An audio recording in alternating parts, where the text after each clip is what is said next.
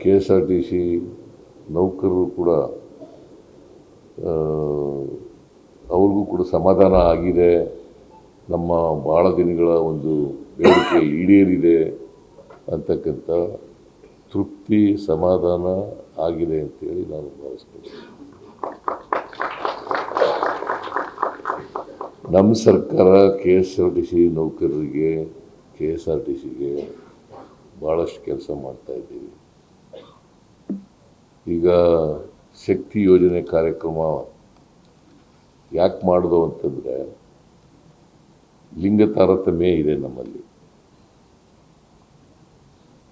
ಆ ಲಿಂಗ ತಾರತಮ್ಯನ ಹೋಗಲಾಡಿಸ್ಬೇಕು ಅಂತಕ್ಕಂಥದ್ದು ಒಂದು, ಮಹಿಳೆಯರಿಗೆ ಆರ್ಥಿಕವಾಗಿ ಸಾಮಾಜಿಕವಾಗಿ ಅವರಿಗೆ ಶಕ್ತಿ ತುಂಬಬೇಕು ಅಂತಕ್ಕಂಥ ಪ್ರಯತ್ನ.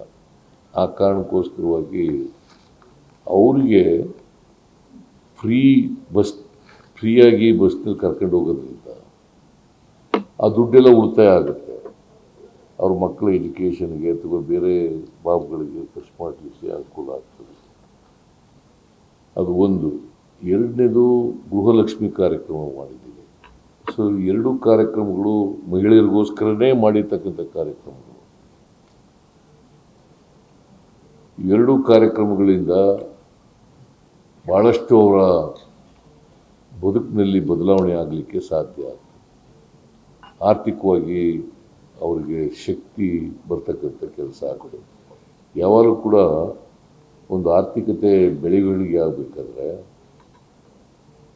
ರಾಜ್ಯದ ಆರ್ಥಿಕತೆ ಬೆಳವಣಿಗೆ ಆಗಬೇಕಾದ್ರೆ ಕೊಂಡ್ಕೊಳ್ಳೋ ಶಕ್ತಿ ಇರಬೇಕು. ಅಲ್ಲಿನ ಪ್ರಜೆಗಳಿಗೆ ಕೊಂಡ್ಕೊಳ್ತಕ್ಕಂಥ ಶಕ್ತಿ ಇರಬೇಕು. ಕೊಂಡ್ಕೊಳ್ತಕ್ಕಂಥ ಶಕ್ತಿ ಹೆಚ್ಚಾದಾಗ ಮಾತ್ರ ಆರ್ಥಿಕ ಬೆಳವಣಿಗೆ ಆಗಲಿಕ್ಕೆ ಸಾಧ್ಯ. ದುಡ್ಡೇ ಇಲ್ಲಿಯವರು ಯಾರು ಹೋಯ್ತಾರೆ ಆಸ್ಪತ್ರೆಗೆ? ಕೈನಲ್ಲಿ ದುಡ್ಡಿಲ್ಲದೆ ಹೋದರೆ ಸಾಲ ಮಾಡ್ಕೋಬೇಕು. ಎಷ್ಟು ಅಂತ ಸಾಲ ಮಾಡ್ಕೊಳಕ್ಕಾಗುತ್ತೆ? ಅದಕ್ಕೋಸ್ಕರ ಈ ಕಾರ್ಯಕ್ರಮ ಮಾಡಿರ್ತಕ್ಕಂಥದ್ದು. ಸೊ ಪರ್ಚೇಸಿಂಗ್ ಪವರ್ನ ಹೆಚ್ಚು ಮಾಡಬೇಕು. ಅದಕ್ಕೆ ಇದನ್ನು ಯುರೋಪ್ ಕಂಟ್ರಿಗಳಲ್ಲೆಲ್ಲ ಯೂನಿವರ್ಸಲ್ ಬೇಸಿಕ್ ಇನ್ಕಮ್ ಅಂತ ಕರೀತಾರೆ. ಯೂನಿವರ್ಸಲ್ ಬೇಸಿಕ್ ಇನ್ಕಮ್ ಅಂತ ಕರೀತಾರೆ. ಸೊ ಅದು ನಮ್ಮ ಕೈನಲ್ಲಿ ದುಡ್ಡಿದ್ದರೆ ಅಂಗಡಿಗೆ ಹೋಗೋಕ್ಕಾಗುತ್ತೆ, ಹೋಟ್ಲಿಗೆ ಹೋಗೋಕ್ಕಾಗುತ್ತೆ, ಇನ್ನೇನು ಪದಾರ್ಥಗಳು ಹೋಗ್ಬೇಕಾಗುತ್ತೆ, ತರಕಾರಿ ಅಂಗಡಿಗೆ ಹೋಗೋಕ್ಕಾಗುತ್ತೆ, ದೇವಸ್ಥಾನಗಳಿಗೆ ಹೋಗೋಕ್ಕಾಗುತ್ತೆ, ಪ್ರವಾಸೋದ್ಯಮ ಸ್ಥಳಗಳಿಗೆ ಹೋಗೋಕ್ಕಾಗುತ್ತೆ. ಇಲ್ಲಿ ಹೋದರೆ ಹೋಗೋಕ್ಕೆ ಸಾಧ್ಯನೇ ಆಗೋದಿಲ್ಲ. ಈ ಫ್ರೀ ಬಸ್ ಮಾಡೋದ್ರಿಂದ ನನಗೆ ಧರ್ಮಸ್ಥಳದ ಹೆಗ್ಡೆಯವರು ಪತ್ರ ಬರೆದಿದ್ರು ನನಗೆ. ಏನಂತ ಬರೆದಿದ್ರು ಅಂತಂದರೆ, ನೀವು ಶಕ್ತಿ ಯೋಜನೆ ಕಾರ್ಯಕ್ರಮ ಜಾರಿ ಮಾಡೋದರಿಂದ ಫ್ರೀಯಾಗಿ ಹೆಣ್ಮಕ್ಳು ಬಸ್ನಲ್ಲಿ ಓಡಾಡೋ ಅಂಥ ಕಾರ್ಯಕ್ರಮ ನೀವು ಮಾಡಿರೋದ್ರಿಂದ ನಮ್ಮ ದೇವಸ್ಥಾನಕ್ಕೆ ಬರ್ತಕ್ಕಂಥ ಭಕ್ತಾದಿಗಳ ಸಂಖ್ಯೆ ಜಾಸ್ತಿ ಆಗಿದೆ ಅಂತ ಬರೆದಿದ್ರು. ಇದು ಒಂದು ಒಳ್ಳೆಯ ಕಾರ್ಯಕ್ರಮ ಅಂತ ಬರೆದಿದ್ರು. ಸೊ ಅದರಿಂದ ಈ ಒಳ್ಳೆಯ ಕಾರ್ಯಕ್ರಮಗಳು ಇದು ಎಲ್ಲ ಮಹಿಳೆಯರಿಗೆ, ಶಕ್ತಿ ಯೋಜನೆ ಯಾರೋ ಕೆಲವರಿಗೆ ಮಾತ್ರ ಸೀಮಿತ ಅಲ್ಲ. ಎಲ್ಲ ಮಹಿಳೆಯರಿಗೂ ಕೂಡ ಅನ್ವಯ ಆಗ್ತಕ್ಕಂಥ ಕಾರ್ಯಕ್ರಮ ಇದು. ಸುಮಾರು 7 ಕೋಟಿ ಜನ ಇದ್ದಾರೆ ಅಂತಂದರೆ ಕರ್ನಾಟಕದಲ್ಲಿ 50% ಮಹಿಳೆಯರು ಇರ್ತಾರೆ. 50% ಮಹಿಳೆಯರಿಗೆ ಇದು ಅನುಕೂಲ ಆಗ್ತಕ್ಕಂಥದ್ದು. ಸೊ ಅದರಿಂದ K S R T C ಸಂಸ್ಥೆಗೂ ಕೂಡ ಅನುಕೂಲ ಆಗಿದೆ ಅಲ್ಲ. ವಾಸು ಹೇಳೋದು ಈಗ K S R T C ಸಂಸ್ಥೆಗೂ ಅನುಕೂಲ ಆಗಿದೆ, ಹೆಣ್ಮಕ್ಳಿಗೂ ಕೂಡ ಅನುಕೂಲ ಆಗ್ತದೆ.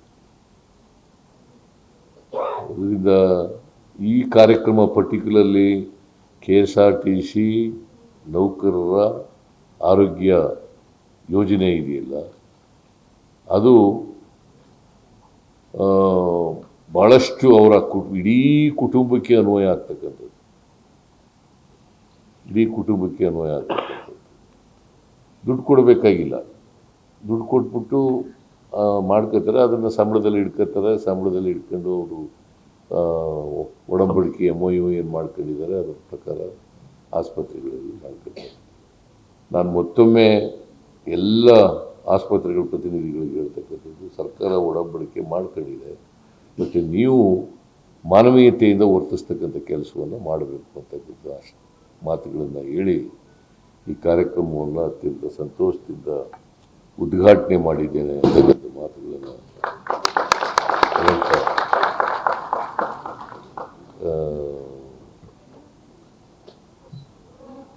ಎಲ್ಲರಿಗೂ ಶುಭವಾಗಲಿ, ಹೊಸ ವರ್ಷದ ಶುಭವಾಗಲಿ. ಇನ್ನೂ ಇವತ್ತು 6ನೇ ತಾರೀಕು, ಹೊಸ ವರ್ಷದ ಶುಭ ಆಗಲಿ ಅಂತೇಳಿ ಹಾರೈಸಿ ನನ್ನ ಮಾತುಗಳನ್ನು ಮುಗಿಸ್ತೇನೆ.